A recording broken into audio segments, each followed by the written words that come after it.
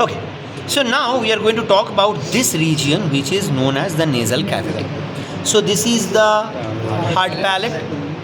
If this is the hard palate, so above it is the nasal cavity. So if this is the nasal cavity, it should be lined by which epithelium? Pseudostratified ciliated columnar epithelium. So this is lined by pseudostratified ciliated columnar epithelium. Now, the features that are very prominent here are, number one is this shelf-like projection, second and the third shelf-like projections.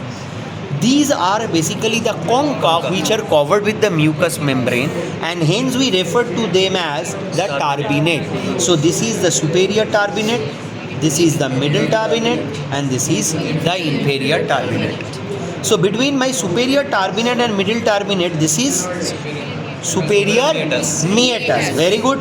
Between middle and inferior, below inferior, clear. So what is this gap?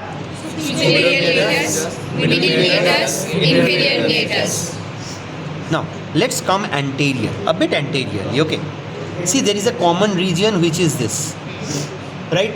So this is known as the atrium of the nasal cavity. This is called as the atrium. This is lined by the respiratory epithelium. Okay, now below the atrium or more towards, this is basically a very soft part, right? This is associated with the internal aspect of the ala of the nose, right? The lateral walls are the ala of the nose. Now here you find hair follicle. If it is hair follicle, then what is the lining epithelium? Hair follicle is a feature of keratinized stratified squamous. Okay, it is basically keratinized stratified squamous epithelium with hair follicle. So this region is referred to as the vestibule of the nose. Okay, so outward is known as the ala, and once you go inside the cavity, it becomes the vestibule. So the inner aspect is referred to as the vestibule. So which one is the ala? The outer aspect of the nasal cavity is the ala of the nose. Vestibule leads to the atrium, okay, and atrium will now lead me into the meatus. Now, we already know, yes sir, if this is my middle turbinate and this is my inferior turbinate, in between we have the middle meatus where a number of structures open. Okay, so the central structure here is this one, that is the bulla ethmoidalis. It's basically a bulging structure.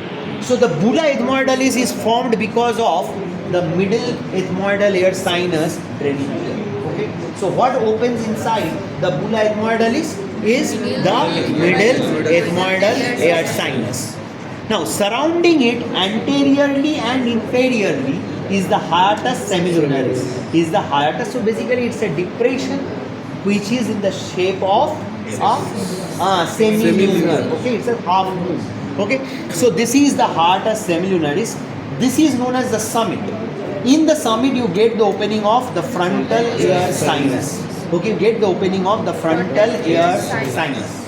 Now, if you come to the anterior wall, you get the opening for anterior ethmoidal air sinus.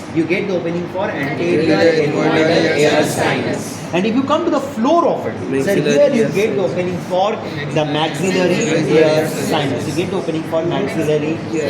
sinus. Clear? Understood? Yes, sir. These come to the inferior meatus, sir. So this is the inferior turbinate. Below it, this gap is the inferior meatus. So if this is the inferior meatus, what is opening in the inferior meatus? Yes, sir. What is opening in is the nasolacrimal duct. Okay, what opens here is the nasolacrimal duct. Clear? So that is about the cavity of the nose. Now if we go posteriorly, here is the region of the nasopharynx. So this